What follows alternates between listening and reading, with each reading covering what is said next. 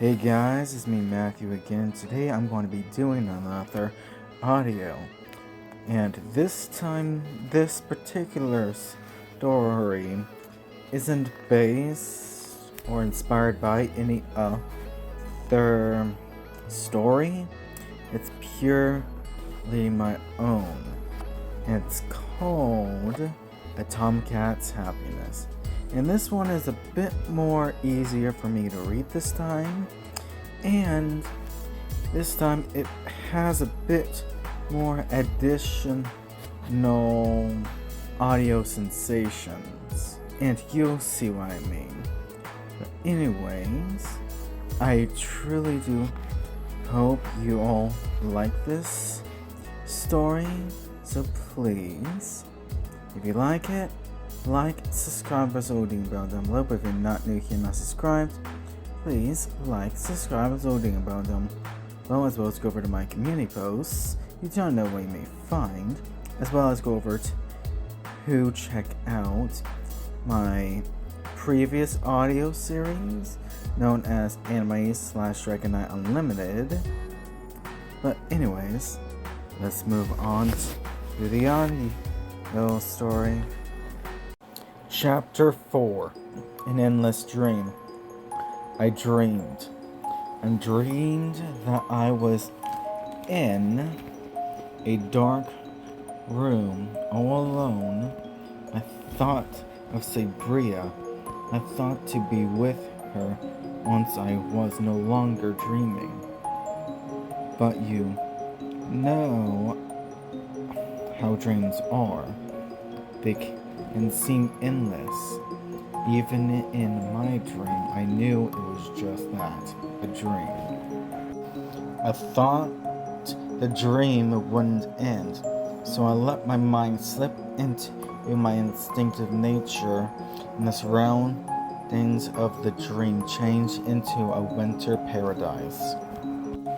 There was snow, forests, mountains, caves, cliffs, ravines, rivers, frozen over, icicles hanging off the tree limbs, cave entrances, and overall beauty everywhere.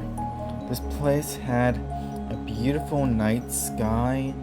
It was clear enough that you could see the stars, the ecliptical moon, the aurora, and a nebula in the shape of a saber-toothed tiger's eye. This place was a beautiful sight for me, being feline after all, and yet the night sky brings out my vampiric nature as well.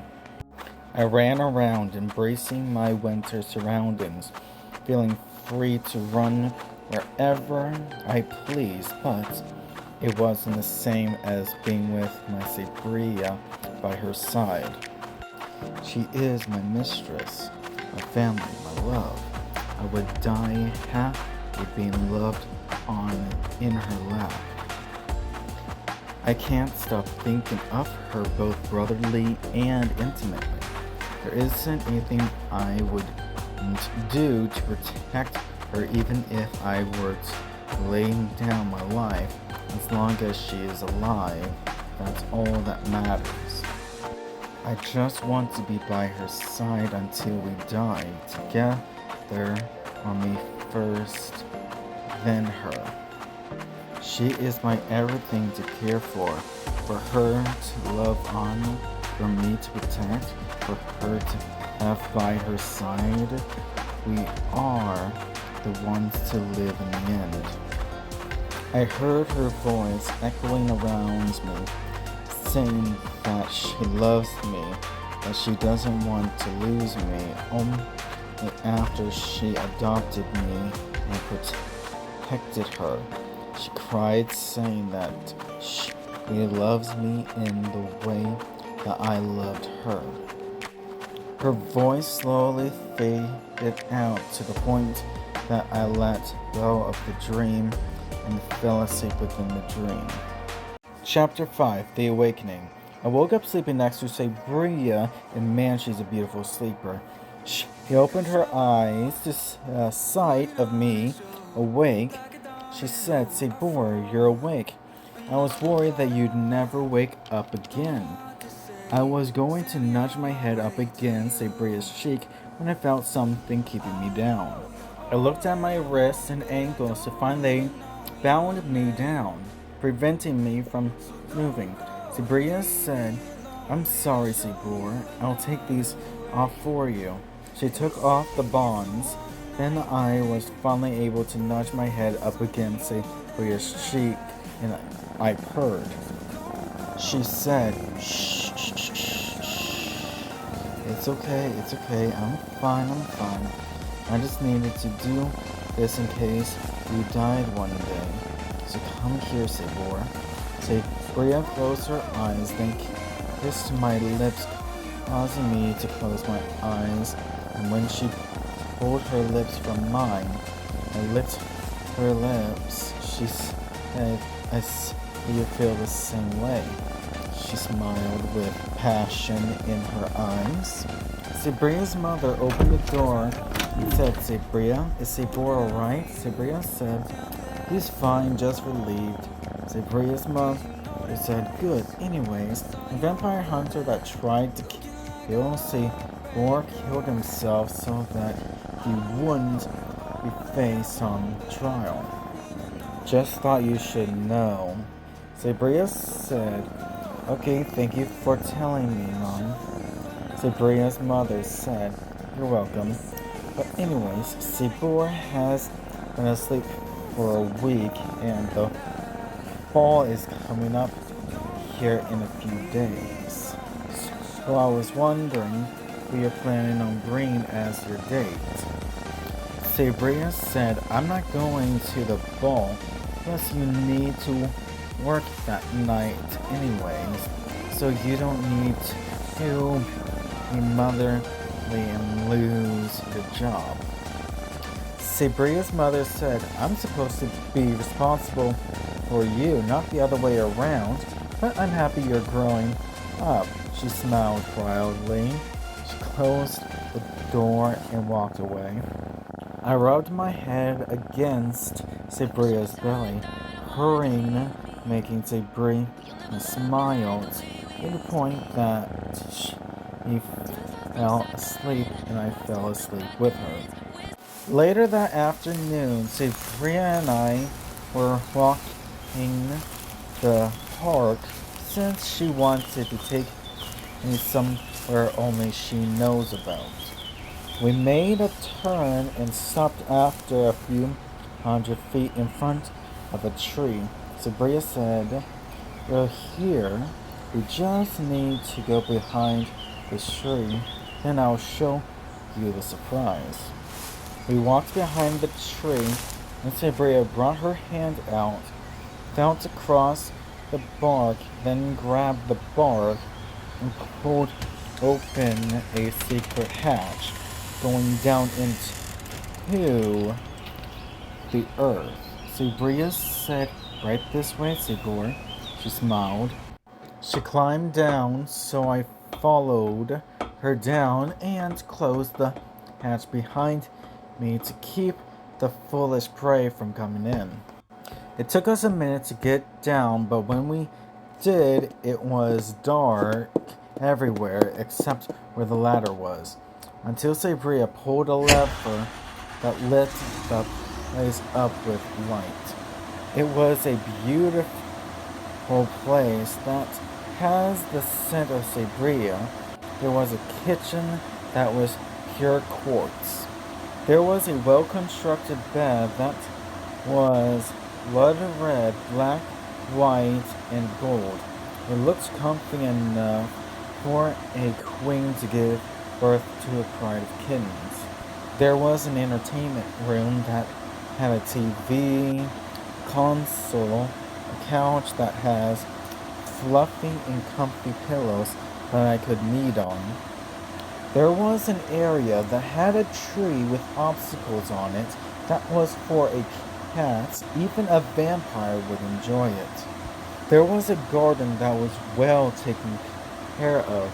There were even blood roses Man, did they smell good.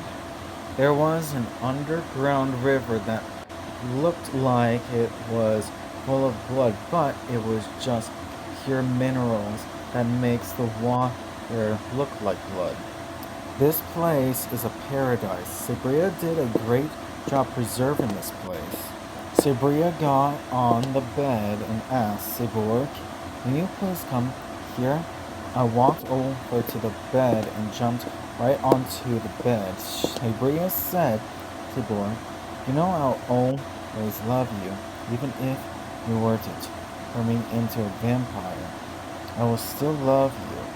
Now come here."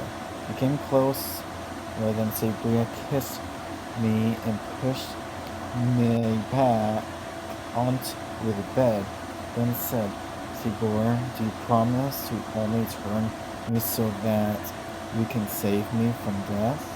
I tried to speak her language and said, Of course, my beloved queen of beasts." Sabria, she was surprised but happy I could speak, and for my promised to turn her if we were at the brink of death. Sabria said, "Glad to hear. Now then, let's have some fun," she said passionately. After a couple of hours later, we returned home in time for dinner. Sabria's mother said, "Oh good, you're both back home in time for dinner. That will be ready as soon as you get back from washing your hands." Sabria said, "Okay, Mom," she smiled. After we were done washing our hands, we sat down and ate dinner. While I was drinking the blood from the fish I was going to eat after, Sabria's mother asked, "Sabria, I've noticed that you've been happier since we got Sabor. Am I right?" Sabria said, "Yeah, I have, haven't I?" Sabria laughed. Sabria's mother asked, "I see. So would you take him to the ball if you wanted to?" Sabria said, "Perhaps or perhaps not. I could have the ball here and dance with him at home." Sabria's mother laughed and said, "Is that so?" She continued laughing. "Is that why you wanted me to go to work while you're here with Sabor, having a good time with each other? Or were you actually worried about the possibility of me one day losing my job?" Sabria said, "The second one. Since that same day, Dad got ran over by that forsaken vehicle that killed him." Sabria's mother said, "Oh, I see. You haven't talked about him since the incident. Well, now I understand. Thank you for being honest, Sabria." Sabria said, "You're welcome, Mom." The rest of dinner was silent until after Sabria was done washing her dishes. She said, "Good night, Mom." Sabria's mother said, "Good night, you too." "Sweet dreams," Sabria said. "You too." We went upstairs, got freshened up, and went to bed in each other's arms. To be continued.